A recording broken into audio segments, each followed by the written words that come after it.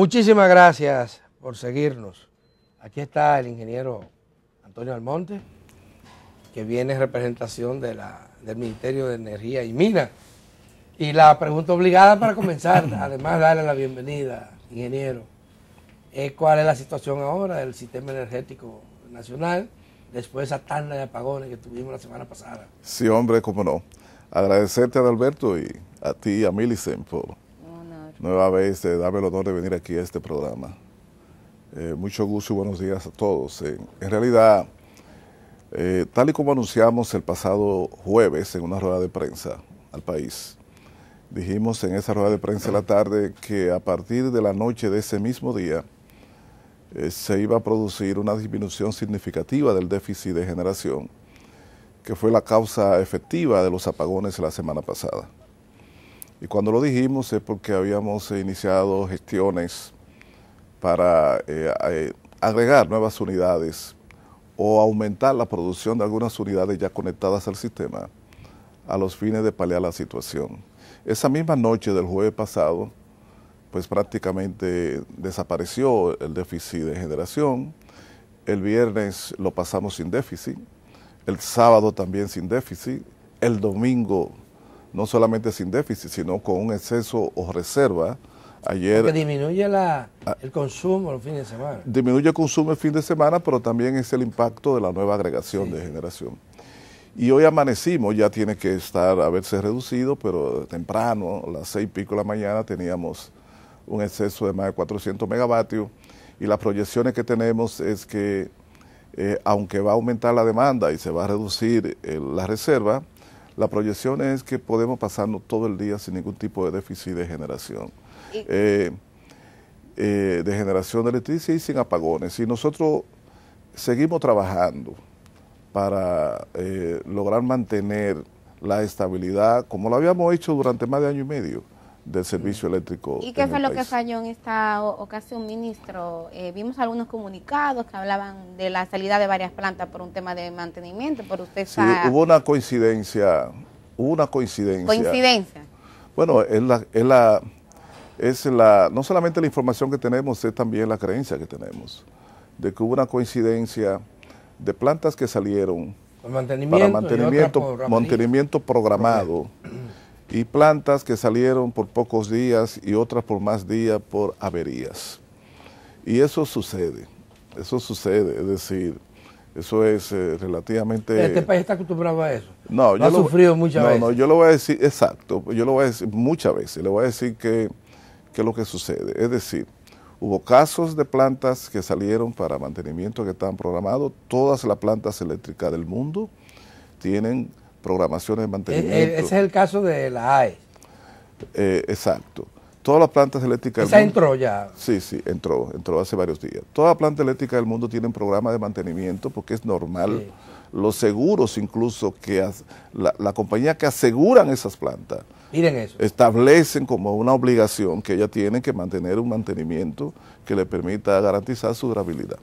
O sea, que uno no entendía, ministro, pero déjame explicarte, Millicent. Entonces, esos mantenimientos programados son normales. Y también lo que te quería decir es que en cualquier sociedad se puede producir en cualquier momento que alguna planta, lamentablemente por algún desperfecto, por lo que sea, salga brevemente o por ciertos días de operación, y cuando se combinan, eso reproduce ese tipo de déficit. La causa de fondo de todo eso, y la que diferencia el sistema eléctrico dominicano del sistema eléctrico de otros países, es que nosotros hemos tenido durante décadas, nos hemos mantenido durante décadas en el borderline, es decir, casi lo comido por lo servido. Al límite. Al límite. Y por eso, mientras que en Colombia, en Chile, en México, en cualquier país, una o dos plantas se dañan, la gente ni se entera. En República Dominicana, como no había ni hay la reserva suficiente, entonces se produce apagones tan pronto una planta significativa sale de circulación. Nosotros hemos explicado eso. Y alguna gente se ha molestado y ha creído que uno está echando culpa hacia atrás. Está explicando la causa de ese déficit por la salida de unos 2 plantas. ¿Usted se refiere a la respuesta que le dieron algunos cuadros del pasado gobierno, pero también algunos técnicos que dicen que hay un tema de gerencia o que se quiere simplemente de manera política culpar al gobierno pasado? No, pero no tiene nada que ver con eso. No va por ahí la cosa. No, pero que no es eso. Es sencillamente que nosotros, cuando usted tiene eso, pero usted mismo me pregunta, bueno, ¿y por qué cuando sale 1 o 2 plantas se producen apagones? Porque no hay reserva suficiente. Ya. Y eso esa no es una declaración política. Eso es una explicación de la realidad que uno tiene que hacerle al país. El presidente Ahora, ¿qué hemos hecho para eso? Escúchame, Adalberto. ¿Qué ha hecho este gobierno y qué estamos haciendo nosotros para que eso no se produzca jamás en República Dominicana? Pues yo le puedo decir, mire, nosotros llegamos en agosto de 2020 y ya a principios de 2021 lanzamos una licitación de 800 megavatios en Manzanillo para construir 2 plantas de 400 y 400 más una terminal de gas, meses después de haber llegado al gobierno. Y esa licitación terminó el jueves pasado, justamente en la mañana. ¿Por qué duró tanto? Duró tanto. Un proceso de licitación compleja. Se trata de 2 plantas eléctricas de 400 megavatios cada uno y algo más complejo. Estamos hablando de 2 años. Casi. Año y medio. Año y pico. Estamos hablando también de una terminal de gas que hay que hacer estudios para hacer una oferta técnica que se corresponda, un estudio incluso en términos de las condiciones del puerto y de la costa. Pero además, porque se lanza en medio de la pandemia y había que dar la posibilidad a empresas radicadas en muchas otras naciones, como en efecto mostraron interés desde el mundo árabe, los asiáticos, los europeos, etcétera, a que pudieran llegar a República Dominicana y hacer esto. Bueno, esta semana, en los próximos días, se va a hacer una rueda de prensa para dar los detalles. Por razones de la normativa de la superintendencia, tenemos que esperar el plazo para dar eso ahí. La construcción se podía llevar alrededor de 3 años, no menos de ahí, porque se trata de 2 plantas. No, eso es para el pueblo dominicano. Sí. Esa energía es para el pueblo dominicano. Pero escúchame, Alberto, también lanzamos el año pasado, a final del año pasado, una licitación de urgencia de 400 megavatios, que también fue adjudicada el pasado mes de marzo. Y esas plantas se comentarán, son plantas de instalación rápida, barcazas, unidades pequeñas, que se comenzarán a instalar a partir del próximo mes de junio. ¿Qué combustible? Una va a trabajar con gas natural y hay otra que está esperando la confirmación de su adjudicación, que utilizaría fuel número 6. Ministro, para...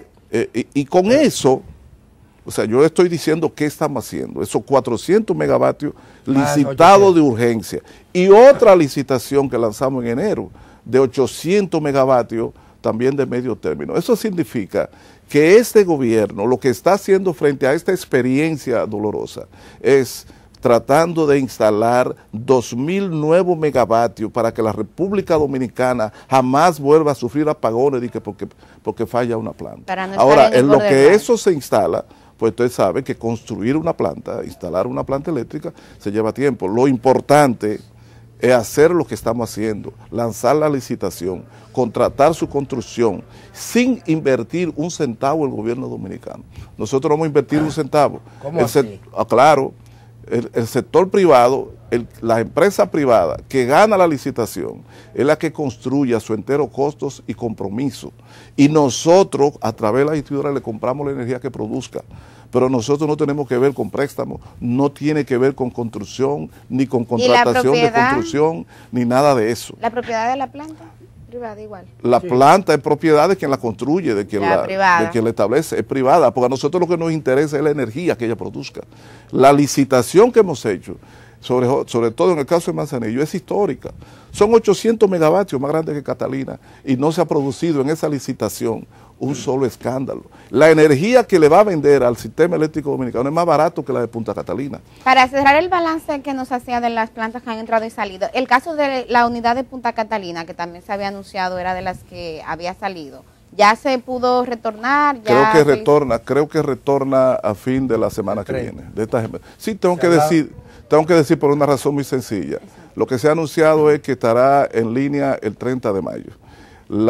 Punta Catalina está siendo administrada, tiene una administración separada del ministerio, no depende de nosotros. Yo no intervengo en la gestión ni en la administración de Punta Catalina. El administrador de Punta Catalina es don Celso Marancini y un equipo de técnicos, y por consiguiente ellos son los que llevan la dinámica diaria.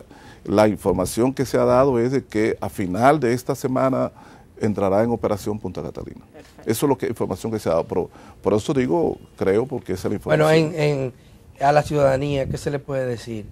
Que lo que pasó este fin de semana, que no hubo apagones significativos.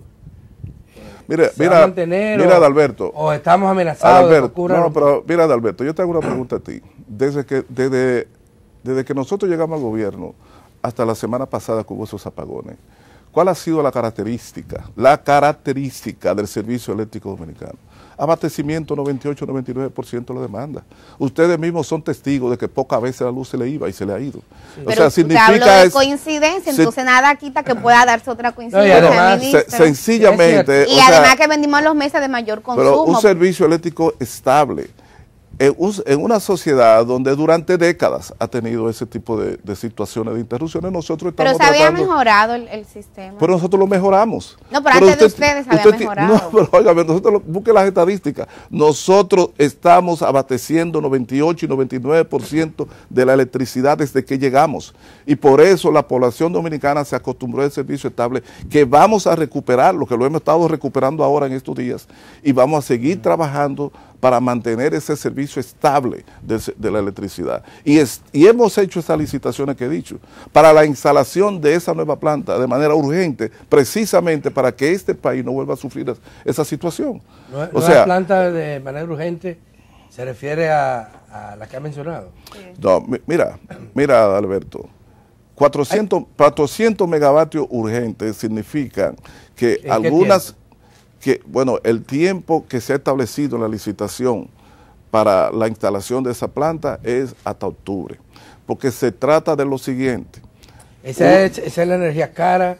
No, pero déjame explicarte. Se criticó mucho.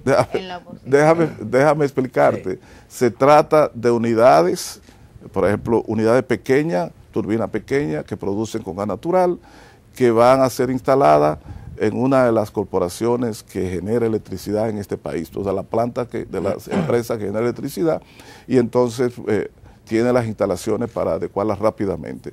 Y hay otra que está pendiente de un recurso de consideración a nivel de la superintendencia, que podía ser aproximadamente otros 200 megavatios, basado en barcazas. ¿Y esa barcaza dónde se colocaría? Se instalarían en Asua. Pero esos son procesos normales que incluso se están haciendo en muchos países. Los precios que van a vender electricidad son precios parecidos o por debajo de lo que se está comprando actualmente. No es nada excepcional. ¿Y ustedes renunciaron al sistema que se propuso la gestión pasada con lo de Punta Catalina, que es que el Estado tuviera participación en el sistema eléctrico? Ya se adoptó finalmente porque sean plantas privadas. Bueno, Milicen, vamos a ver la cosa de la siguiente manera. Punta Catalina es propiedad del Estado y se mantiene como propiedad del Estado. Y vende, como cualquier otra empresa, la electricidad al sistema eléctrico dominicano, como una empresa, solo que es propiedad del Estado. Altamente rentable, ¿verdad? Ahora bien, cuando tú quieres instalar otra planta eléctrica en el país, tú tienes dos caminos.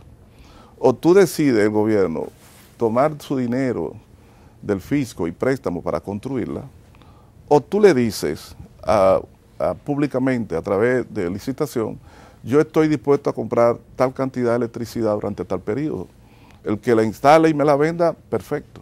Entonces vienen los empresarios que se dedican a la producción de electricidad, participan en la licitación, la ganan y ellos construyen su planta y yo lo que le compro es la energía. Sí, pero ellos imponen sus precios, que era la lógica que tenía Punta Catalina, de que también el Estado pudiera incidir en el mercado. Pero sin embargo, la licitación de Manzanillo que acabamos de terminar, el precio que se va a comprar por la oferta que hicieron es inferior a la de Catalina. Es decir, la competencia en la licitación, en donde usted quiere ganar la licitación, y lo otro también, tiene mucho que ver con que ofrece calidad y los precios más bajos posibles para que sea competitivo. Y eso es lo que se hace en toda parte del mundo. Los gobiernos no andan construyendo ellos todas las plantas que los países necesitan. Los gobiernos lo que hacen es que dicen contrato los energías. Es un modelo que no nace en República Dominicana. No, pero además no es nuevo. Pero hay una experiencia ahora mismo con esto de la guerra en Ucrania, que está siendo muy cuestionada, que es la española. En España la producción energética no descansa en el Estado, descansa principalmente en el sector privado, incluyendo energía limpia, porque España es uno de los países europeos que más logró esto. Ahora, con lo del COVID, los precios se elevaron al cielo, picharon el cielo y siguieron para allá de la energía, y todo el mundo está pidiendo sí, pero la una intervención del Estado. Pero te voy a decir, la intervención no es para que sean ellos que construyan la planta. La intervención es para el control del disparo de esos precios, que ha tenido que ver principalmente por el disparo histórico de los precios de los combustibles con que se genera electricidad. El carbón mineral, el mercado internacional, se ha multiplicado en algunas ocasiones por 4 y por más. De 60, ahora el gas está subiendo, de 60 también. a 70 horas tonelada, que duró décadas a nivel en ese rango, se ha disparado a 400 y pico. Sí. Y no solo a 400 y pico, sino el problema es si tú lo consigues. La escasez también. Segundo, sucede igual que el gas natural. Sí, porque hay un tipo creciente todo esto. Entonces, ingeniero, fíjese, tanta campaña contra el carbono. Y sin embargo, la energía que produce Europa y la que produce Estados Unidos descansa en el sí, carbón. Entonces, ¿por qué? Porque los propósitos de alcanzar la satisfacción de la energía, de la demanda de energía con renovables, se lo plantearon como más rápido de la cuenta. Es decir, la economía mundial está estructurada alrededor de combustibles fósiles y está en una fase de transición hacia las energías renovables, pero es que está en transición, no es que ha llegado. Es una transición que puede durar un siglo. Puede durar décadas, porque, y no es la primera... En el caso de Europa están hablando de para que el 2050 habrían logrado la transición. La neutralidad. Pero ahora con lo de la guerra y la escasez, eso está ahí en cuestionamiento. Pero yo lo que quiero que quede como algo importante para nosotros es que cuando se disparan los precios de los combustibles con que se genera electricidad, tú no tienes más remedio que suban los precios de la electricidad. O sea, tú no puedes disparar los precios de los insumos con el que se produce pollo y después decir que el pollo no va a subir. Pero aquí el o sea, eso es normal. Ha estado subsidiando, asumiendo como si, las alzas en los precios del petróleo, excepto en el sector energético. Mira, el gobierno del presidente Abinader ha estado en una estrategia precisamente que hay que reconocerla, ha estado subsidiando actividades que tienen mucho que ver con proteger no solo la calidad de la vida de los que más lo necesitan, sino también la competitividad de la economía dominicana. Cuando nosotros llegamos al gobierno, decidimos, por autorización del presidente, abastecer el 98 y 99% de la energía, independientemente de que no teníamos controlada todavía, como todavía no están, las pérdidas de la distribuidora. ¿Por qué decidimos eso? Porque si íbamos a lanzar la recuperación de la economía dominicana en el año 2020, tenía que ser con electricidad.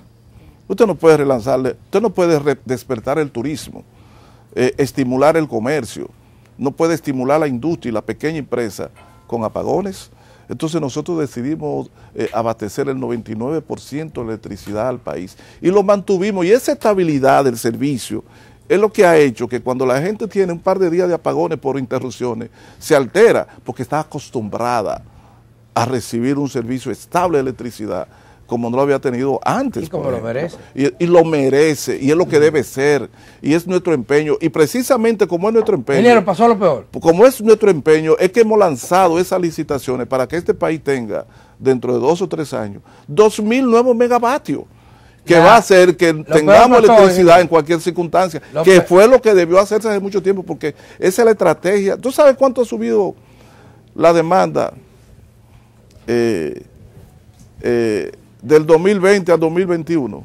¿Cuánto? Según los cálculos que nosotros hemos hecho, entre 8 y 10%, depende de la referencia. 10%.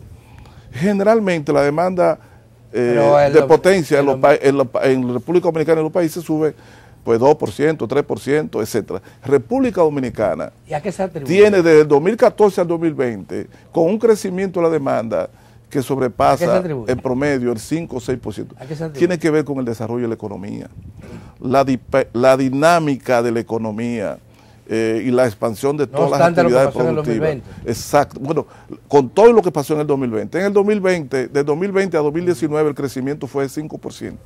De 2020 a 2019, ¿usted sabe por qué? Porque el consumo de electricidad casi no falla independientemente de que usted tenga algunas dificultades económicas. Ingeniero, y la si gente resolvemos siempre consume electricidad. El problema de generación, aumentamos la generación con las plantas que usted ha señalado, ¿qué vamos a hacer con la barcaza, César? Mira, Adalberto. ¿Es una contratación provisional o permanente? No, mira, Adalberto, déjame decirte. Por ejemplo, las barcazas pueden en determinados periodos jugar un papel muy importante. Es una planta eléctrica que genera conectada al sistema. Es una situación de emergencia, ok. No necesariamente de emergencia. Tú tienes barcazas aquí cuyos costos de producción son más baratos que otras que no son barcazas.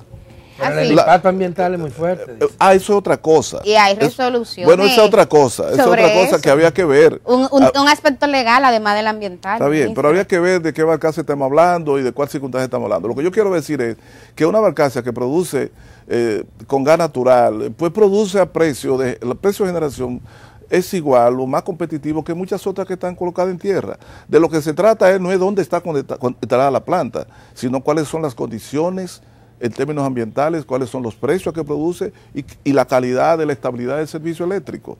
Sobre el tema del servicio eléctrico, nosotros tenemos que tener en ese sentido mucho cuidado. El país necesita plantas de diverso tamaño, plantas de diverso combustible, plantas localizadas en diferentes lugares.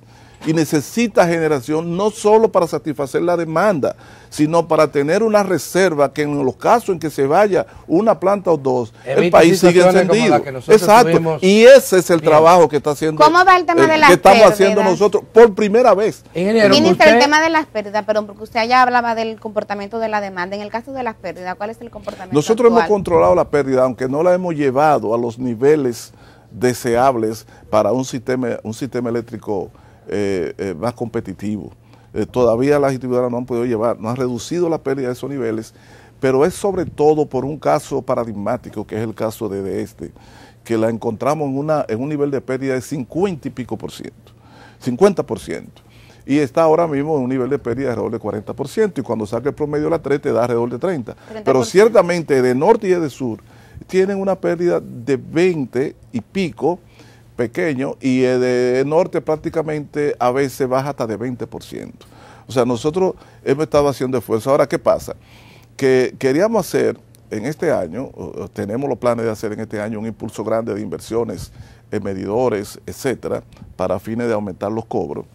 Pero resulta que el impacto de los precios, los precios de los combustibles han elevado el precio de la energía, el precio de la energía que usted compra a los generadores, porque los generadores son los que compran carbón y gas natural. Y si eso se triplica y cuadruplica, ellos venden energía más cara a la distribuidora. Y las distribuidoras, entonces, que no han podido traspasar esos costos y esos precios a la ciudadanía, porque el gobierno quiere proteger la economía y el bienestar de la gente, entonces se ha excedido el presupuesto que teníamos, que se supone que este año ese exceso va a ser casi de 700 millones de dólares. Entonces, eso ha tenido un impacto de contención en cuanto a las inversiones, que sin embargo, en los próximos días vamos a anunciar un programa de inversiones. ¿Ese dinero no está presupuestado? No, nosotros tenemos presupuestado una cantidad menor porque no teníamos proyecciones de un disparo tan elevado y tan sostenido de los precios de los combustibles. Ministro, hay un Ministerio Público independiente, pero hay un gabinete eléctrico que en el pasado denunció unos casos de corrupción bastante graves. Recientemente la Cámara de Cuentas daba el informe de lo que pasaba en UERS. Yo sé que la justicia es independiente, pero usted que es un hombre tan informado, ¿cómo van esos casos? ¿Hay esperanza de que haya justicia, sobre todo de garantía de que no se estén repitiendo esos esquemas actualmente en el sector eléctrico? Bueno, yo le voy a decir lo siguiente. Con relación a los casos que están de corrupción que están en el Ministerio Público, ahí tengo yo pocas cosas que decirle, porque eso es tema del Ministerio Público. Yo del Ministerio Público apenas sé dónde queda. No, lo que está sucediendo hay que esperar cuáles van a ser los resultados, de manera que no quiero hacer ningún tipo de juicio. Pero no le han requerido ninguna información adicional. Bueno, el año pasado se requirió algunas informaciones que fueron ofrecidas porque la ley eso lo obliga, y esa es la norma y ese es un deber, y las informaciones se le han dado. Ahora, después lo que ha sucedido ahí, el proceso, no tengo ningún conocimiento. En cuanto a la repetición de ese esquema, yo le voy a decir lo siguiente.